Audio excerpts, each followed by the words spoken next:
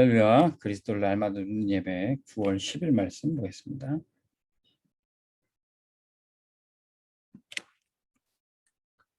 제목은 이드로의 237 전략입니다. 출애굽기 18장 1절 말씀. 모세의 장인이었던 이드로는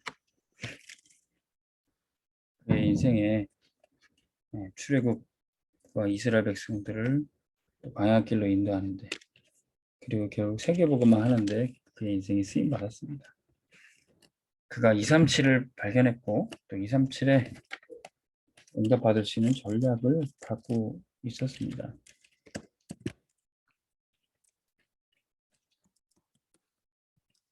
우리가 때로는 나 자신이 부족하다고 느낄 때가 있어요. 전도도 하고 싶고, 또 공부도 잘하고 싶고, 사업도 잘하고 싶은데 안 될 때, 한계를 맞이할 때가 있습니다. 이때 우리가 포기할 필요도 없고요. 그렇다고 해서 지나친 용기를 내야 할 필요도 없습니다. 우리는 포기나 용기가 필요한 게 아니라 승부하는 게 필요합니다. 모세는 다 포기할 뻔한 때가 있었어요. 근데 그때 모세는 다 포기했어도 하나님은 포기하지 않으셨어요. 모세가 애굽의 왕자로 있을 때 아주 지나친 용기로 가득한 때가 있었습니다. 그때는 그 지나친 용기로 인해 애굽 사람 죽이고 또 도망가는 살인자 도망자 신세가 됐습니다. 이제 하나님께서 모세를 부르실 때는 이제 말씀대로 출애굽기 3장에 호렙산의 체험을 하면서 말씀대로 할 것을 이제 명하시는 겁니다. 그게 정확합니다. 내가 하는 것이 아니라, 내가 못하는 것이 아니라 하나님의 말씀대로 되는 겁니다. 근데 우리가 말씀을 들어도 말씀이 나랑 안 맞으니까 문제인 거죠.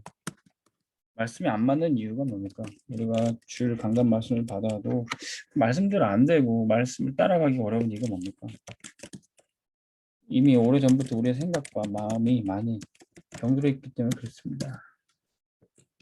그래서 먼저 영적인 시스템부터 바로 세워야 돼요. 영적인 시스템이 안 되니까 말씀을 따라가기가 어렵죠.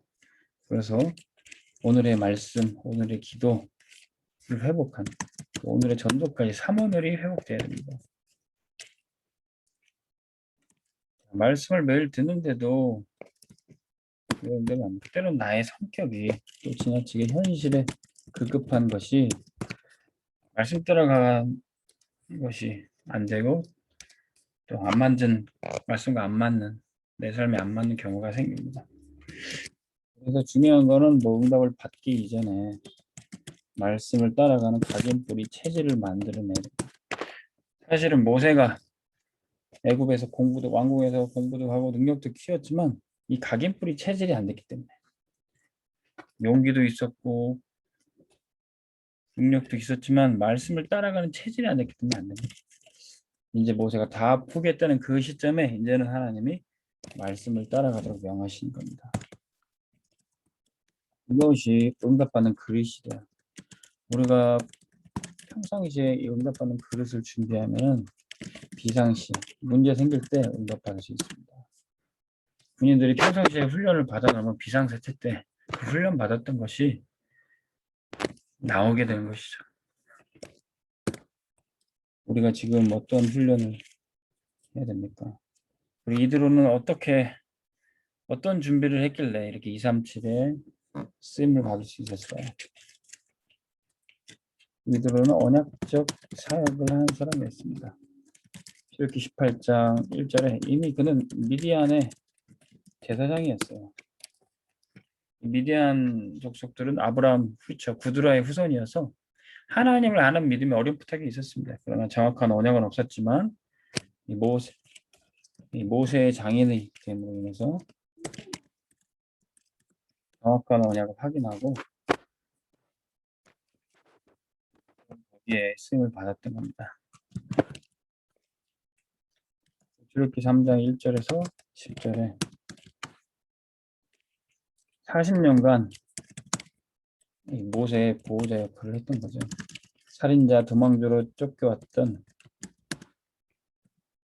이 모세를 아무것도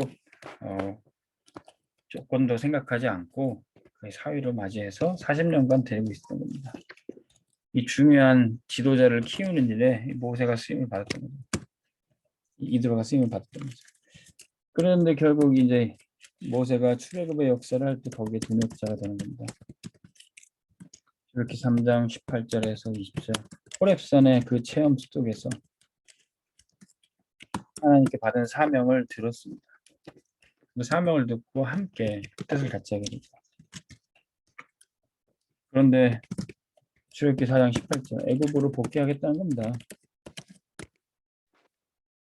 처자식을 놓고 가겠다는데 거기에 어떤 위험이 있을지도 모르죠. 근데 그 뜻을 이도로는 따라주는 겁니다.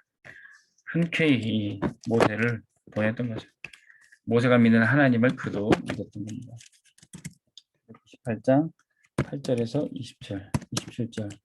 그리고 이스라엘 백성들을 이끌고 나온 모세를 광야에서 만날 때 그 사위 모세가 고생하는 걸 보고요. 이 천부장 시스템, 천부장 제도를 선언줍니다. 모세 혼자 모든 이스라엘 백성들의 판결 업무와 송사 업무를 다 감당하니까 모세가 얼마나 힘듭니까? 그래서 각 지파별로 두령을 세우고 천부장, 백부장, 50부장, 10부장을 세워서 백성들을 다스려라.